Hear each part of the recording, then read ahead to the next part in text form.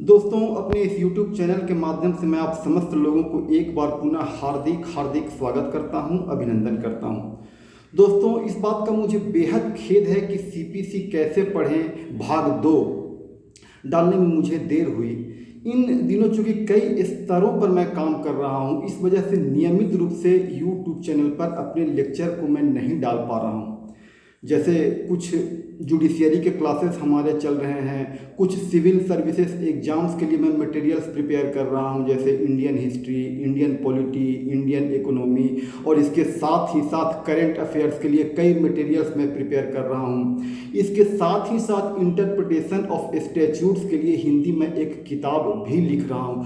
तो ये तमाम सारे काम को एक साथ करने में कुछ नियमित रूप से मैं YouTube चैनल पर अपने लेक्चर को नहीं डाल पा रहा हूं, लेकिन हमारा ये वादा है कि लॉ में भी मैं बहुत कुछ और लगभग सब कुछ देने का प्रयास करूंगा। दोस्तों, CPC कैसे पढ़ें का द्वितीय भाग और भी ज़्यादा महत्वपूर्ण है, और महत्वपूर्ण इसलिए है कि जैसा कि हमने पिछले भाग 1 में वादा किया था कि उसमें हमने कुछ सैद्धांतिक पक्ष बताए थे, और इसमें मैं उदाहरण के माध्यम से सेक्शंस और ऑर्डर्स को कोरिलेट करने का प्रयास करूंगा कि कैसे इसको मिला के पढ़ा जाए।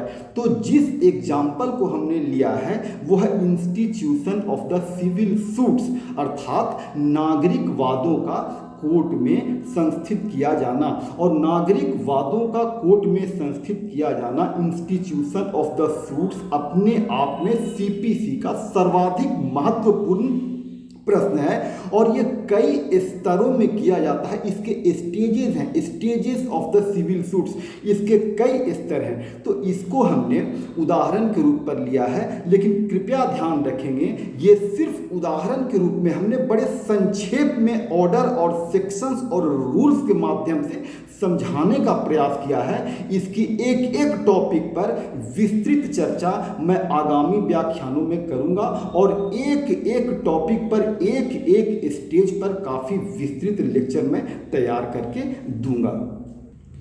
तो अगर हम ऑर्डर्स या आदेश के संदर्भ में देखें तो ऑर्डर 1 से लेकर के ऑर्डर 21 तक बड़े ही सिस्टमैटिक रूप में वादों को कैसे संस्थित किया जाए, अर्थात इंस्टीट्यूशन ऑफ द सूट्स के बारे में बड़े विस्तार से ऑर्डर 1 से 21 तक में समझाया गया है। अर्थात वादों को कोर्ट के हिसाब से किस कोर्ट में कैसे इंस्टीट्यूट किया जाता है, संस्थित किया जाता है। अर्थात ये ऑर्डर्स उन प्रक्रियाओं का विस्तार से वर्णन करता है जिसे अपनाकर वादों अर्थात सूट्स को इंस्टीट्यूट अर्थात संस्थित किया जाता है। और अगर आपको याद हो तो हमने पिछले भाग में बड़े विस्तार से इस बात की चर्चा की थी, इस आधारभूत विषय की चर्चा की थी कि ऑर्डर्स CPC का प्रोसीजरल पार्ट है, अर्थात प्रक्रियात्मक भाग है जिसके माध्यम से वादों को कोर्ट के हिसाब से संस्थित किया जाता है, इंस्टीट्यूट किया जाता है, जबकि सेक्शंस उसके सब्सटेंटिव पार्ट है, अर्थात कोर्ट्स के जुरिस्डिक्शन से जुड़े हुए हैं कि किस कोर्ट में कौन सा वाद संस्थित किया जाएगा।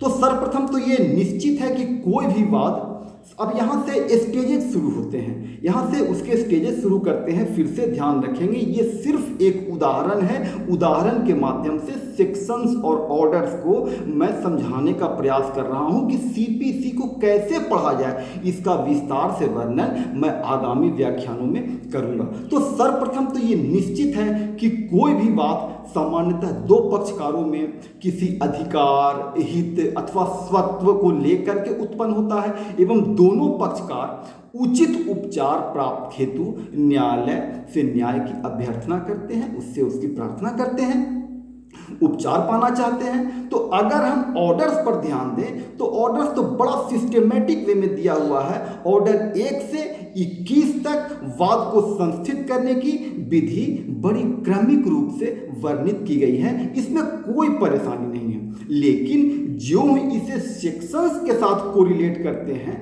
तब कॉम्प्लिकेशंस और जटिलताएं शुरू हो जाती हैं। तो ये वादों को संस्थित करना जहां ऑर्डर 1 से शुरू होता है, वहीं सेक्शंस पर अगर ध्यान दें तो सेक्शन 26 से स्टार्ट होता है और सेक्शन 25 तक तो पूरा का पूरा न्यायालय के क्षेत्राधिकार से, उसके अधिकार एवं कर्तव्यों से संबंध है, जिस पर विस्तृत एवं व्यापक चर्चा हम आगामी लेक्चर्स में अवश्य करेंगे।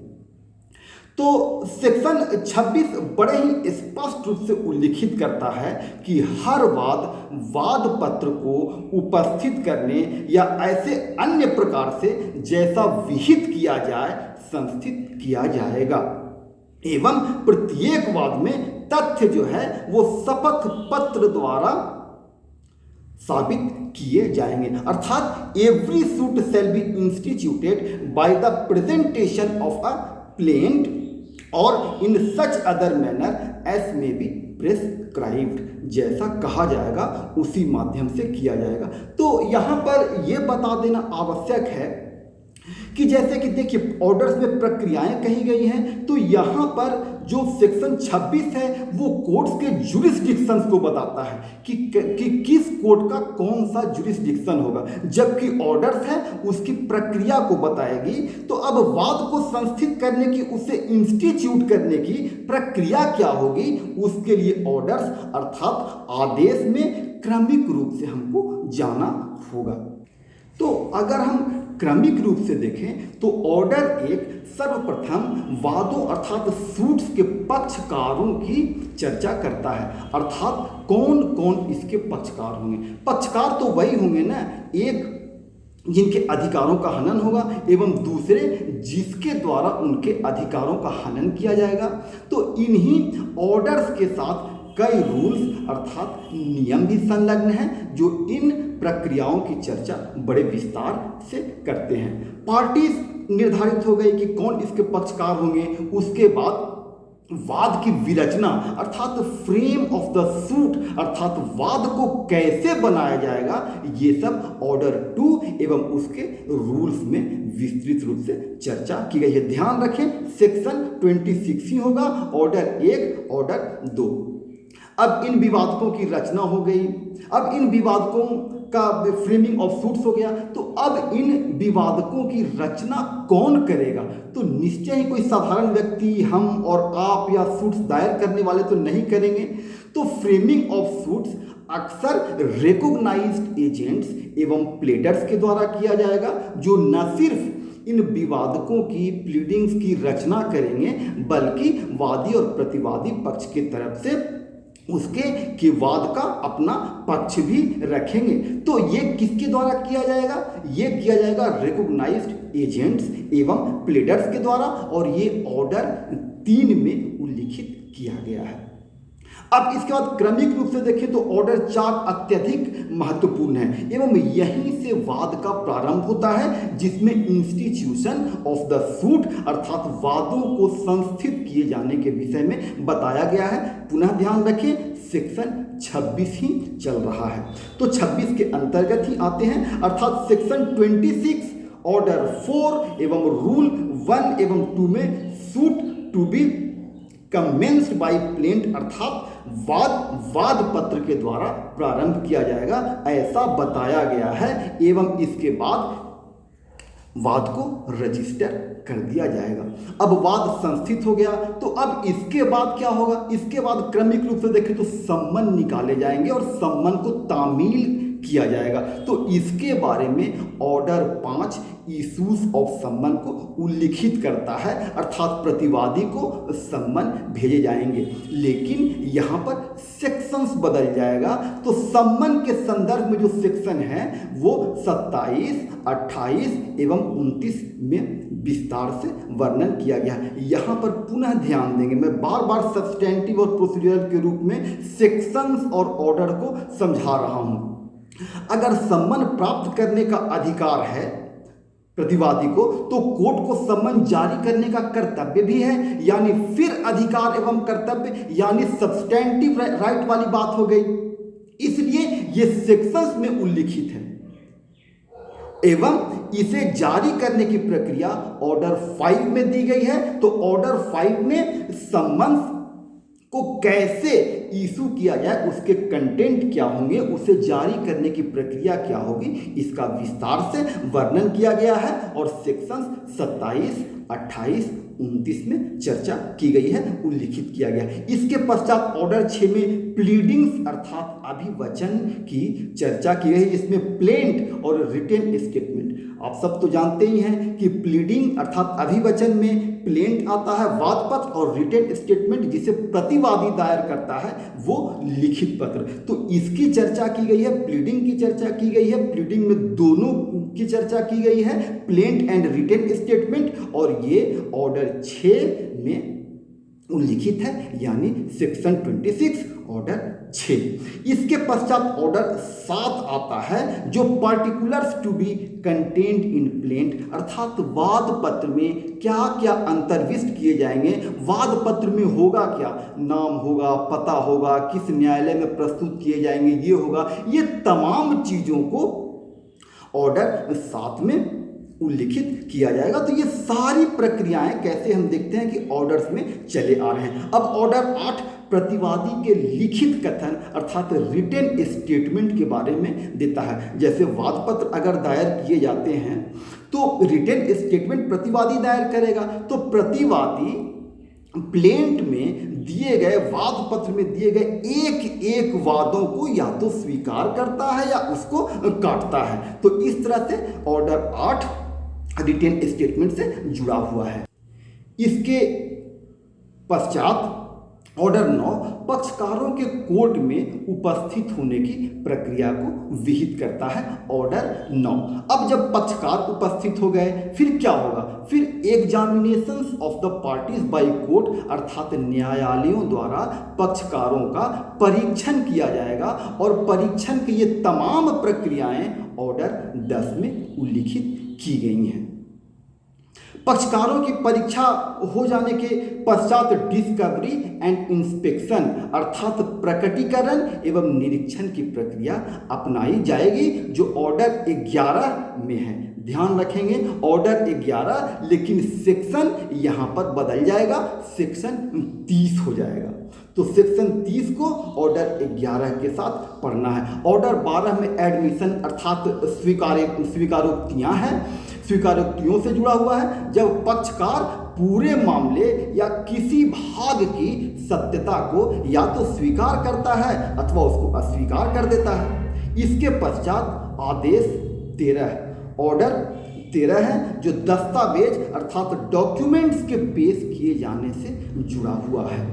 अब तमाम चीज़ें हो जाने के पश्चात hearing of the court begins, यानी यहाँ से न्यायालय की सुनवाई शुरू हो जाती है। वो फ्रेमिंग ऑफ द इश्यूज होता है ऑर्डर 14। तो देखिए कितने क्रमिक रूप से ऑर्डर्स में सारी बातों को दी गई है। ऑर्डर 15 प्रथम सुनवाई में विवादों के निपटारे से जुड़ा हुआ है। ऑर्डर 15 प्रथम सुनवाई में विवादों के निपटारे से जुड़ा हुआ है, अर्थात दोनों पक्ष जब आते हैं और कोई विवाद नहीं होता है तो प्रथम विवाद में ही कोई बहस नहीं होती है, कोई उसमें लोगों में आपसी विवाद की बात नहीं होती है, तो प्रथम विवाद में ही उसका निपटारा कर दिया जाता है। लेकिन व्यवहारिक रूप से ऐसा होता नहीं है। तो इसके पश्चात आदेश 16 में साक्षियों को सम्मन एवं अटेंडेंस सुनिश्चित किया जाता है।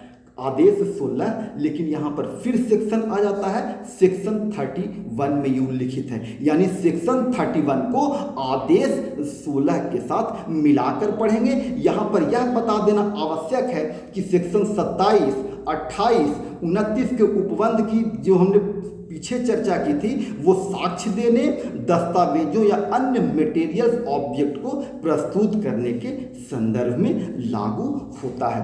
अब आदेश 17 में स्थगन की व्यवस्था की गई है, एडजॉर्नमेंट की व्यवस्था की गई है, अर्थात किसी पक्षकार के पास यदि कोई साक्ष्य नहीं है या समय की आवश्यकता है तो उन्हें समय देने के लिए स्थगन किया जाता है।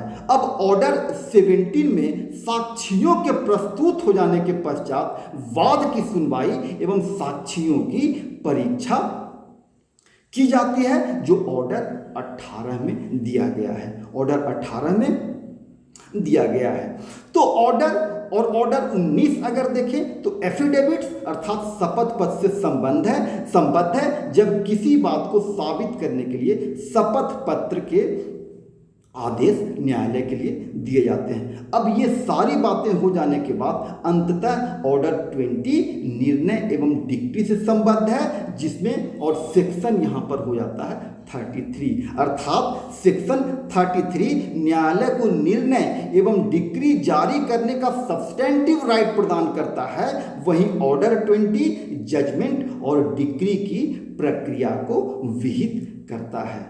और ऑर्डर 21 डिक्रीज और ऑर्डर्स के निष्पादन अर्थात एग्जीक्यूशन से जुड़ा हुआ है। तो दोस्तों, इंस्टीट्यूशन ऑफ द सूट के उदाहरण के माध्यम से, वादों के संस्थित किए जाने के उदाहरण के माध्यम से हमने सेक्शंस और ऑर्डर्स को कैसे पढ़ा जाए, इसके माध्यम से सीपीसी को कैसे पढ़ा जाए, सेक्शन ऑर्डर्स और रूल्स को कैसे कोरिलेट किया जाए, इस चीज़ को बताने की चेष्टा की है। दोस्तों, थोड़ा कॉम्प्लिकेटेड है, थोड़ा जटिल है, लेकिन जैसे ही आप इसे पढ़ना शुरू करेंगे, कोरिलेट करेंगे, तो ये आपके लिए एक पजल गेम के समान हो जाएगा और आपको उतना ही मज़ा आएगा। तो दोस्तों, ये एक उदाहरण के माध्यम से हमने समझाने की कोशिश की। आप सदैव याद रखिएगा कि सीपीसी के सेक्शंस सब्सटेंटिव नेचर के हैं, जो न्यायालयों के जुरिस्डिक्शन, उसके क्षेत्राधिकार से जुड़े हुए हैं। न्यायालयों को राइट्स देते हैं, ड्यूटीज देते हैं, ऑब्लिगेशंस देते हैं। व्यक्तियों को भी राइट्स, ड्यूटीज और ऑब्लिगेशंस प्रदान करते हैं कि अपने अधिकारों को प्राप्त करने के लिए क्षेत्राधिकार के तहत किन न्यायालयों की शरण लें। तो दूसरी ओर ऑर्डर्स जो हैं सो इन उपचारों को प्राप्त करने के लिए किन प्रक्रियाओं का अनुसरण किया जाए, किन प्रक्रियाओं का अनुपालन किया जाए, उसकी विस्तृत चर्चा करते हैं। दोस्तों, ये तो सिर्फ एक उदाहरण था। आगामी सीपीसी के लेक्चर्स में मैं स्टेजेस ऑफ सूट्स को एक एक करके, एक एक शीर्षक के अंतर्गत विस्तृत तौर पर समझाने की कोशिश करूंगा। आपको बहुत बहुत धन्यवाद। नमस्ते।